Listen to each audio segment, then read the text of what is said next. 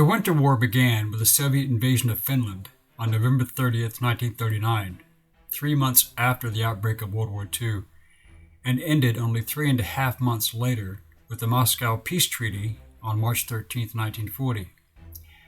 But why was the war over so quickly? What happened to the Soviet army that had them so shaken?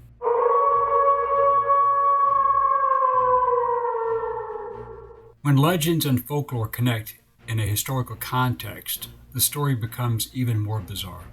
One of these theories of the war is steeped in pagan folklore and is, as of yet, unproven through research and documentation, although the little evidence that was available makes for a compelling case. What really killed over 100 Russian soldiers in the depths of a January winter in 1940?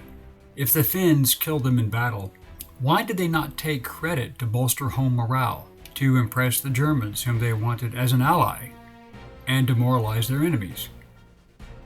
How could so many Soviet soldiers have been killed in a battle without any Finnish casualties?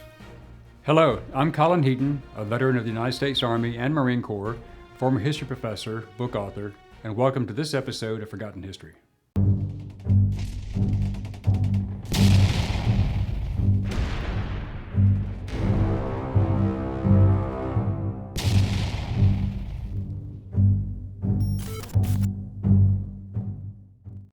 Finland is still a predominantly Lutheran nation, with other Christian and a few Jewish groups.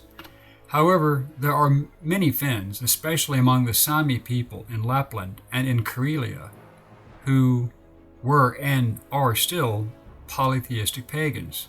Believing in shamanism, superstition, and mythology, they worshipped a god called Ukko, and they were a small minority as well as a rather isolated group.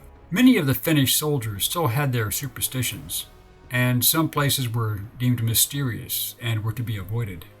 Such locations were Vadovara Mountain and the Kibini Mountains, which were sacred to the Sami people. The mountains were known for their pagan populations, complete with their own language, religion, superstitions, and folklore. It was one of these superstitions that would take root during the Winter War. The Soviets invaded Finland on November 30th, 1939, and the war ended 3.5 months later. But there was something that happened during that war that has never been explained. Part of that short war was the Battle of the Kola, which lasted from December 7th, 1939 to March 13, 1940, which extended into both the Kola Peninsula and the Karelian Isthmus. The only direct avenue of approach for the Soviets into Finland was through the Karelian Isthmus, a narrow strip of land bordered by mountains and dotted with lakes and rivers, or they could come across the White Sea into the Kola Peninsula, with Red Army units based in Murmansk driving in from the north. The Finnish army of 160,000 men faced an invading Soviet army consisting of about 450,000 soldiers and 2,000 tanks. The Finns planned on making Karelia a choke point, a bottleneck, from which they could block, starve, and kill the communists. As the war started, the Finns faced the onslaught of the Soviet 8th Red Army, commanded by Ivan Nikitich Khabarov, and they stopped the massive force, inflicting heavy casualties on several occasions. However, some small units managed to get through specific areas successfully, but they also took heavy losses.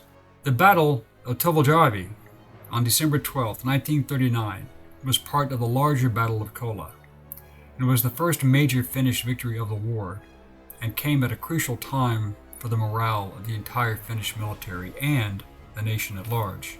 Its importance to not only the fighting on the northern shore of Lake Ladoga forced the Soviets to also launch a mass attack into the Kola Peninsula as a flanking maneuver.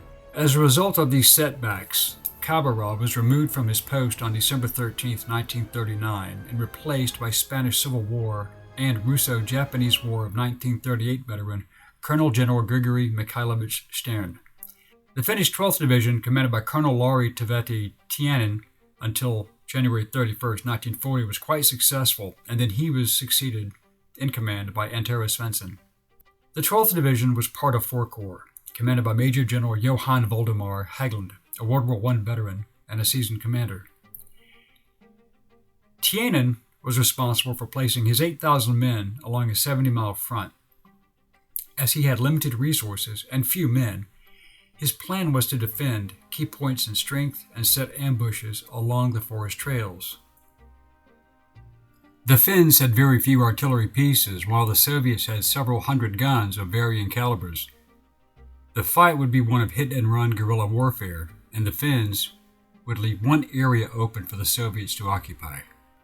This small, forested mountain would have been advantageous for either side, especially for artillery, but the deep snow and thick woods made transporting the heavy guns impossible. The Finns had several advantages. They were bred and properly prepared, trained and clothed for the brutal winter. They knew the terrain. They controlled the few unimproved roads. They had excellent snipers such as Simo Hea and commandos such as Lori Alantorni. They also had highly mobile Arctic ski commandos used as a reconnaissance and harassing force. Also, the Finnish soldiers knew how to live off the land, growing up as stealth hunters and farmers. They could stalk and track game, which is far more difficult than tracking men. Tiananmen decided to control these open avenues of approach, run commando units to hit and run behind the Soviet lines, inflicting whatever damage they could, and constantly harass the enemy. The Soviets had planned a two-prong attack, up through Karelia and also from the east by pushing through Kola from the north. One of the objectives was the Kabini Mountains, which rise over 3,000 feet and dominate the forested region and valleys below. If the Soviets wanted the mountain, they could have it, for a while.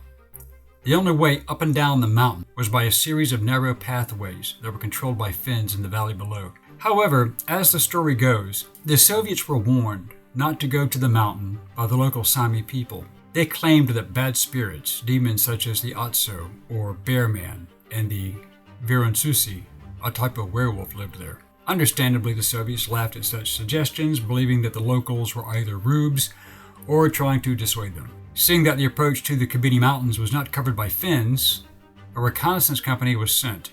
Every commander wants to control the high ground. When Finnish scouts saw Soviet patrols scouting around the mountain, they did not molest them. They just watched and counted how many men were in the unit. A company of Soviet infantry, over 100 men, passed right by a platoon of Finns in perfect winter camouflage, never seeing them as they walked up to the mountain, just passing the Finns hiding away a few yards from their sight. The Soviets took up their positions as an observation unit and waited for their main force to arrive. This is where things took a strange turn. According to the story, an alternative reason why the Finns did not occupy the mountain and let their enemy have it was superstition. The exact date of this event is not recorded, but possibly during the second week of January 1940, the Finnish forces relaxed in their defensive positions, the closest being 1 mile away from the mountain. This gave the Finns perfect visibility to monitor any daylight movement by the Soviets should they come down the mountain and push through the forest and into the valley. Finnish commando teams from the 12th Division consisted of 4 men each, and they were scattered along the forest, each able to fall back if they saw the enemy advance. Eventually, if the Soviets came, each of the several dozen teams would then engage, fall back past the group behind them like a collapsing bag. This was to lure more of the enemy into the final kill zone, while reducing their numbers as they advanced. Wolves and bears were a constant threat to farmers and soldiers, especially in winter, so when the soldiers on both sides heard the mournful howling, they posted lookouts as a precaution. After several nights of minus 20 to 40 below zero without any activity, the quiet of the night was shattered. The sounds of howling, screaming, and gunfire echoed across the valley from the mountain, and the Finns wondered which of their units were engaging the enemy. Through 2 nights they heard battle, clearly rifle and machine gun fire, and explosions, such as grenades. As dawn came on the 3rd day, a Finnish patrol went forward slowly, and after a full 2 days came back with a report. What they claimed to have seen was unbelievable. They reported that every Soviet soldier was dead. Men were torn apart, torsos hanging in trees minus arms, heads, and legs. Limbs and heads lay everywhere, the bodies all contorted on the ground, with some seeming to have been disemboweled. Bodies in a similar condition were buried headfirst into the iron-hard frozen ground, far beneath the meter-deep snow. Spent ammunition casings littered the ground. Frozen blood was everywhere, painting the snow red. Their conclusion was that the firefight must have been furious. But what about the state of the bodies? Weapons did not do that type of damage. Yet the most puzzling thing was, if the enemy fought was a Finnish unit, where were the dead Finns? Why were there no wounded on both sides? Why did this attack or this battle come as a complete surprise to the Finns? This disconcerting situation was, from what very little was known, was probably sent to Stalin hence his removing of several officers for incompetence. Major General Hagelin's response was, supposedly, quote, "They met their fate, however it arrived, and I would decorate the men involved if I knew who they were." The most recent list of the number of Finnish soldiers killed related to the Winter War between November 30th, 1939 and December 31st, 1940, were 16,725 killed in action, with another 3,671 who were badly wounded who died in hospital during that short time period, 1 month. The Soviets lost over 200,000 soldiers in battle, and most due to the weather and the cold. Yet the Soviets would come back to invade Finland again in 1941, and Finland would join Germany as an ally in the massive struggle on the Eastern Front. But these questions still lingered. So who or what killed the Soviet soldiers on that mountain? If it was wolves or bears, with the amount of ammunition expended, where were the dead animals? Was there an evil presence, at least for the Soviets, that attacked them, perhaps defending the Finnish people? Did werewolves or werebears exist and kill the soldiers? As crazy as that may sound. This is all supposition, but it does make for an interesting discussion regarding the paranormal. Perhaps we will know the answer one day. Thank you for watching Forgotten History. Please click like, subscribe, and share. Send us comments and show ideas, and we will get back to you as soon as possible. Until next time.